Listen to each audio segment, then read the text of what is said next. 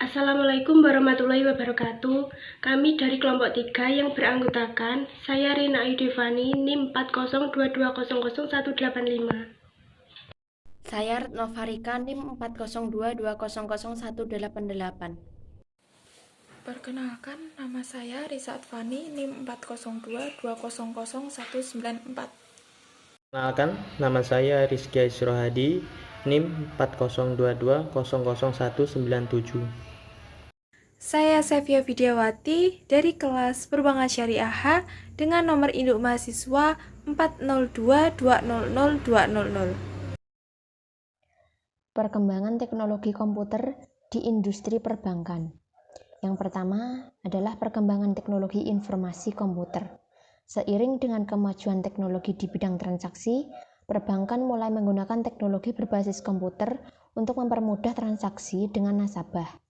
Dalam industri perbankan, perkembangan teknologi informasi telah memungkinkan perusahaan untuk mengubah strategi bisnis mereka dan menggunakan teknologi sebagai elemen utama dalam proses inovasi produk dan layanan, seperti adanya transaksi berupa transfer via mobil maupun via teller, adanya ATM sehingga dapat mengambil uang cash secara 24 jam, penggunaan database di bank-bank, sinkronisasi data-data pada kantor cabang dengan kantor pusat bank.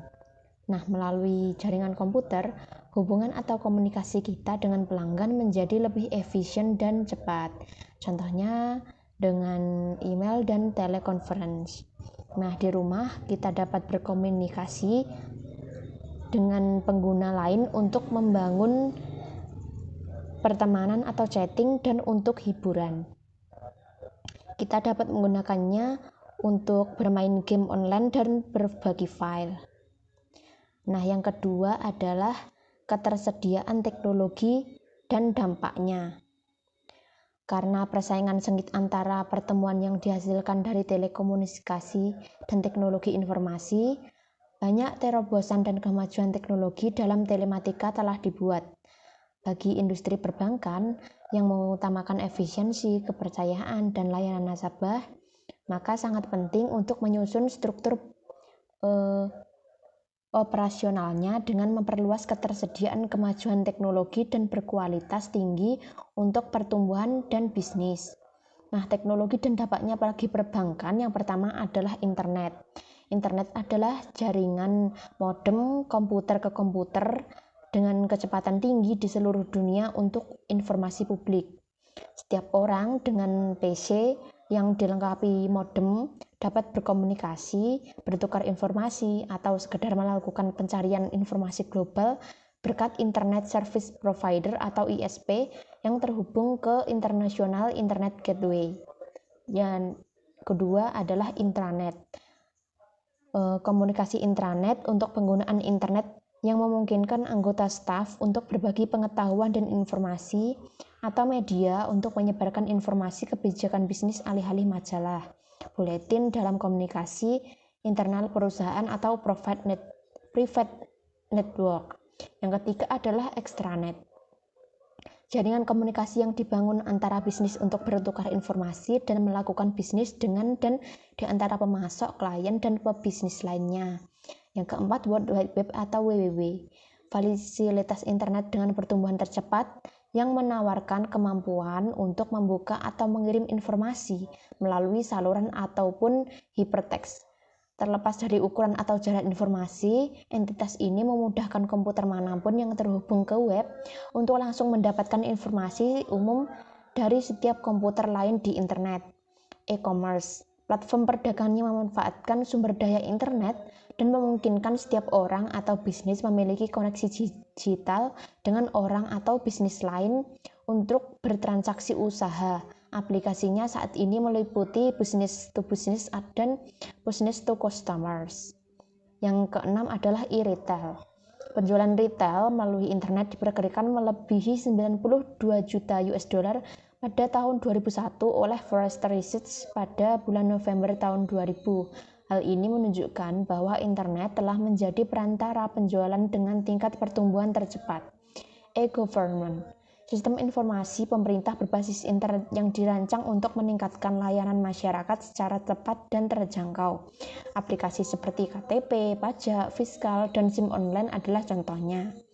E-Research, salah satu jenis sistem informasi pengelolaan bagi hasil eksplorasi atau SDA, pengelolaan sumber daya alam di mana pemerintah sebagai pemilik hak pengelolaan mengembangkan situs internet dengan informasi tentang segala aspek kekayaan alam, termasuk isinya, pedoman pemanfaatan, keuntungan skema sharing, dan prosedur pembayaran. LAN sharing, dengan keterbatasan penggunaan fungsi, akses data, dan menjaga keamanan setiap database pengguna, maka merupakan teknologi optimalisasi jaringan yang dapat digunakan di bank dan LAN nasabah secara bersamaan. Yang terakhir adalah portal, yaitu pintu masuk ke internet yang memungkinkan pengguna untuk mencari, berbagi informasi, dan memperoleh informasi terkini untuk melakukan transaksi online atau e-commerce dan lain-lain. 10 kemajuan teknologi telematika yang tercantum di atas ini bekerja sama sebagai satu unit dan memiliki dampak langsung pada tren pasar dan persaingan. Nah, selanjutnya akan dilanjutkan oleh Risa Advani. Sistem aplikasi perbankan. Definisi kerangka atau sistem kerja aplikasi perbankan adalah penggunaan komputer dan alat pendukung dalam mengelola operasi akun yang mencangkup pencatatan, perhitungan, pengiktisaran, pengklasifikasian, dan pelaporan semua kegiatan dalam divisi penyimpanan uang. Kegiatan ini dapat menggabungkan organisasi, akuntansi, manajemen, pemasaran, atau bidang lain yang mendukung pengelolaan kegiatan perbankan. Sistem aplikasi yang bisa dikatakan hampir semua bank sudah menerapkan sebagian atau seluruhnya adalah sistem pengolahan aplikasi atau application processing system yang berkaitan dengan pengelolaan dana masyarakat atau deposit application system. Selanjutnya, kriteria pemilihan perangkat lunak komputer yang baik sesuai dengan kebutuhan bank secara umum berdasarkan pertimbangan sebagai berikut. 1. Kemampuan dokumentasi atau penyimpanan data. 2. Keluasan. 3. Sistem keamanan. 4. Kemudahan pengoperasian. 5. Sistem perlaporan. 6. Aspek pemeliharaan. 7. Source code. Sistem keamanan dan pengawasan internal pada aplikasi perbankan. Industri perbankan adalah salah satu bidang jasa yang secara ekstensif menyelenggarakan layanan dengan memanfaatkan media elektronik e-banking. Sebagian besar bank pada saat ini bahkan mengandalkan teknologi informasi dan media elektronik sebagai basis layanannya, sehingga layanan perbankan yang diselenggarakannya kini menawarkan berbagai kemudahan yang dapat dimanfaatkan masyarakat setiap saat dan di mana saja, tidak dibatasi jarak, ruang, dan waktu. Jenis teknologi atau e-banking dan media elektronik yang digunakan antara lain adalah 1. Layanan perbankan online. 2. Layanan jaringan mesin ATM. 3. Layanan jaringan EDC. 4. Layanan phone banking. 5. Layanan internet banking. 6. Layanan kartu kredit. Aspek pengamanan. Layanan perbankan elektronik, seperti halnya teknologi lainnya, memiliki berbagai kekuatan yang harus diwaspadai dan diantisipasi. Selain memiliki manfaat dan kemudahan yang luas yang meningkatkan eksistensi manusia, dan juga sebagai tugas bersama, masalah keamanan membutuhkan partisipasi aktif dari semua pemangku kepentingan. Semua pihak yang terlibat dalam pemanfaatan teknologi ini harus saling bekerja sama secara kooperatif. Oleh karena itu, semua komponen yang saling terkait harus memikul tanggung jawab untuk mengatasi dan juga meningkatkan upaya untuk mengurangi risiko dan mencegah kecelakaan serupa di masa depan apabila terjadi insiden atau kejadian yang terkait dengan kerentanan. Misalnya, jika konsumen tidak menyadari potensi kekurangan dan kerentanan dalam sistem elektronik yang digunakan, bank mungkin tidak menawarkan keamanan. Di sisi lain, jika bank ceroboh atau gagal memantau dan terus meningkatkan keamanan sistem, bahkan konsumen yang rajin pun dapat menjadi korban.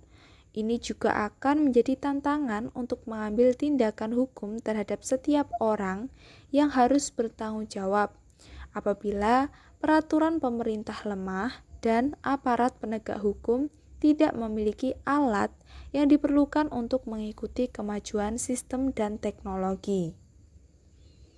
Selanjutnya adalah titik kerawanan. Secara umum, ditemukan beberapa titik lemah yang perlu diwaspadai dan diperbaiki ke depan. Ada 4, yaitu yang pertama, kerawanan prosedur perbankan. Proses identifikasi dan konfirmasi yang tidak efektif untuk klien potensial paling menonjol, karena Indonesia belum menerapkan Single Identity Number atau SIM yang terintegrasi antar departemen terkait penyelenggaraan pelayanan publik. Sangat mudah memalsukan identitas dan membodohi sistem validasi bank, yang pada akhirnya akan berujung pada penyalahgunaan rekening, fasilitas, dan juga layanan. Kemudian, titik yang kedua yaitu kerawanan fisik. Mayoritas kartu ATM yang digunakan bank saat ini menggunakan magnetic strips sebagai pengganti security chip atau smart card. Sangat mudah untuk menduplikasi kartu jenis ini. Bahan baku dan peralatan untuk mesin fotokopi kartu magnetik ini sudah tersedia di pasaran dengan biaya yang sangat rendah, sesuai ketentuan Bank Indonesia. Saat ini hanya kartu kredit yang diganti dengan smart card. Dilansir pada Januari tahun 2010. Karena metode kejahatan berkembang lebih cepat, penting untuk lebih sering melakukan perubahan jenis kartu dan kemajuan teknologi. Kemudian, titik yang ketiga yaitu kerawanan aplikasi. Secara teknis, proses pengembangan aplikasi yang digunakan untuk layanan yang sangat penting seperti perbankan harus mematuhi prinsip yang disebut pemrograman aman dan dilakukan oleh pemrogram yang memiliki kemampuan ini. Selain itu, aplikasi ini harus menjalani audit rutin, uji penetrasi untuk mendeteksi celah keamanan, dan peningkatan untuk memastikan keamanan dan menutup kerentanan aplikasi. Titik yang terakhir yaitu titik kerawanan perilaku. Kelemahan manusia adalah salah satu alasan utama insiden keamanan di bidang teknologi informasi, baik itu staf di industri perbankan, klien, atau aparat penegak hukum. Di sisi keuangan, tidak semua sumber daya manusia metodis dalam menerapkan protokol keamanan. Di sisi klien, inisiatif sosialisasi untuk meningkatkan kesadaran masih dilakukan secara parsial dan santai. Karena bank adalah bisnis layanan berbasis kepercayaan, masalah keamanan harus dinomorsatukan atau diprioritaskan.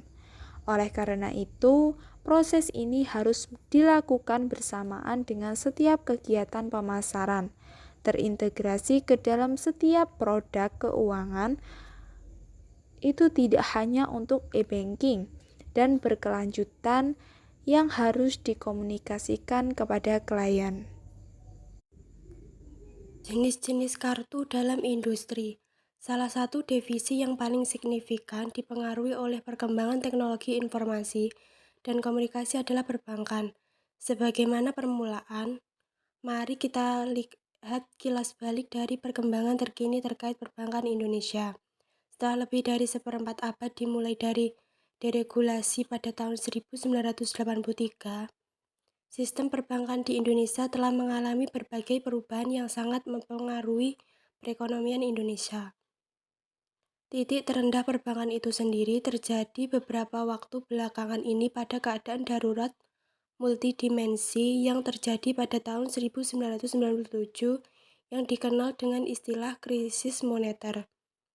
Kilas balik yang bergejolak itu tidak menghalangi peranan perbankan sebagai sumber sektor ekonomi yang paling sentral peranannya dalam memobilisasi dana masyarakat. Pertama, masyarakat Indonesia masih menaruh kepercayaan pada perbankan sebagai alternatif investasi dan sebagai institusi penyimpanan dana.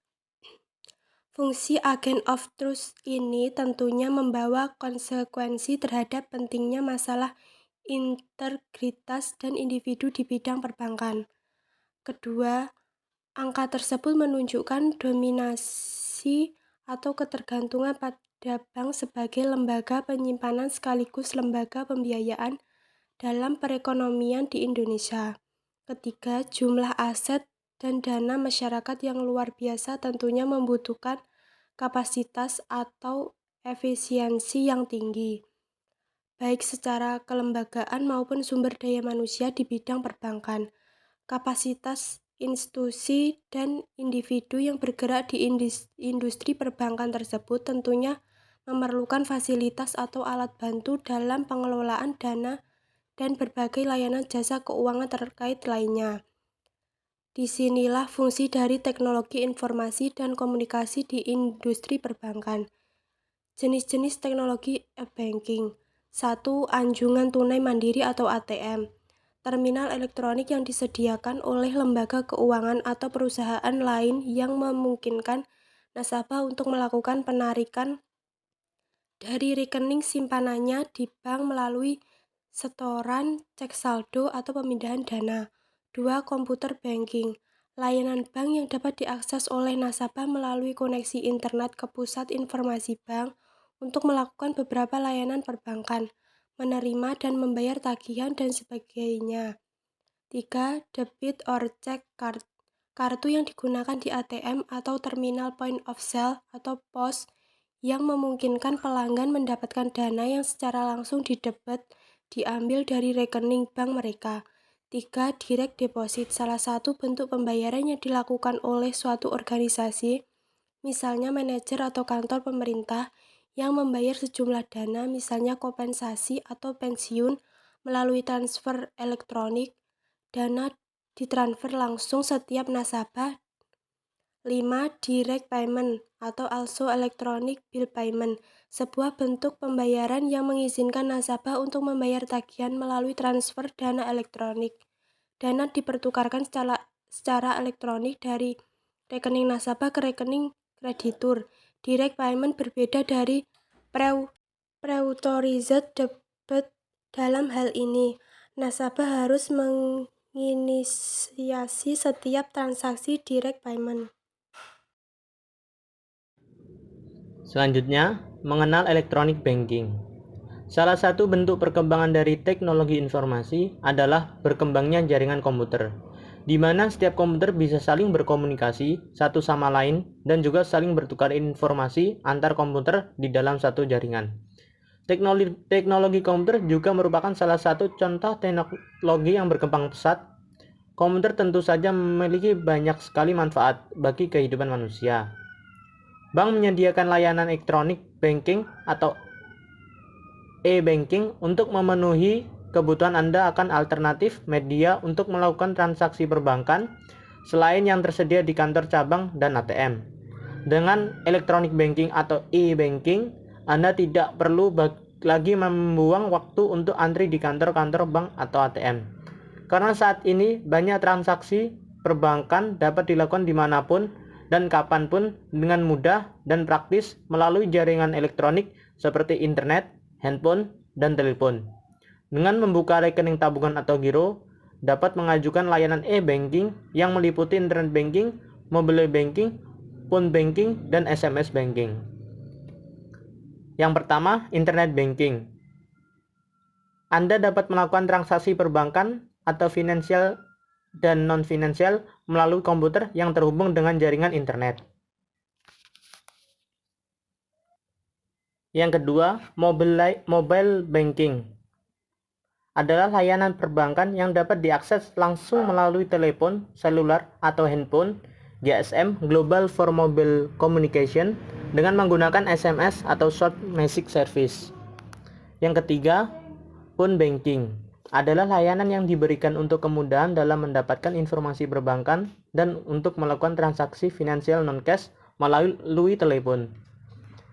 Yang keempat, SMS banking adalah layanan informasi perbankan yang dapat diakses langsung melalui telepon seluler atau handphone dengan menggunakan media SMS, Short Message Service, atau jenis transaksi. Selanjutnya, keuntungan elektronik banking. 1. Mudah, dapat digunakan kapan saja dan di mana saja, dan hanya dengan menggunakan perintah melalui komputer atau alat komunikasi yang Anda gunakan. Yang kedua, aman. Elektronik banking dilengkapi dengan security user ID dan PIN. Beberapa bank juga menggunakan key token, alat tambahan untuk mengamankan transaksi finansial. SMS banking dilengkapi dengan sistem proteksi dengan menggunakan kode akses atau nomor pribadi. Sekian dari kelompok kami, kurang lebihnya mohon maaf. Wassalamualaikum warahmatullahi wabarakatuh. Oke.